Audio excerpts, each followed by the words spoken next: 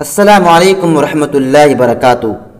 آج ہم حضرت یوسف علیہ السلام کی زندگی کے پہلو پر روشنی ڈالیں گے کہ کیسے انہوں نے صبر اور استقامت سے زندگی گزاری اور ہم اس سے کیا کچھ سیکھ سکتے ہیں۔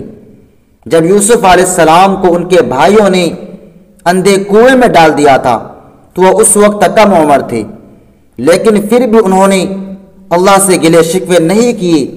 سوچنے کی بات ہے، ہم پر جب ذرا سے مشکل آ جائے تو ہم رونے لگتے ہیں، اللہ سے گلے شکوے کرنے لگتے ہیں کہ ہم ہی کیوں۔ ہم یہ نہیں دیکھتے کہ اللہ نے اپنے پیارے نبیوں پر بھی کتنی مشکلات بھیجے اور انہوں نے کس طرح ان مشکلات کو سہا۔ اللہ نے یوسف علیہ السلام کو وحی کے ذریعے تسلی دی کہ ایک وقت آئے گا کہ یوسف علیہ السلام انہیں سب جتلائیں گے اور اس وقت ان کے بھائی انہیں جانتے بھی نہیں ہوں گے۔ آپ علیہ السلام کو ایک قافلے نے کنویں سے نکال لیا اور اس قافلے نے انہیں بیچ ڈالا۔ مصر کے ایک آدمی نے انہیں خرید لیا۔ جب آپ علیہ السلام جوان ہوئے تو مصر کے آدمی کی عورت نے ان پر جھوٹا الزام لگا دیا۔ بلا شبہ آپ کو کافی وقت کے لیے قید میں ڈال دیا گیا۔ پھر ایک وقت ایسا آیا کہ یوسف ملک کی حکومت کے بڑے عہدے پر فائز ہو گئے۔ یہ سب پانے تک انہوں نے بہت سے مشکلات کا سامنا کیا اور اللہ نے انہیں ان کی نیکیوں کا اجر دیا۔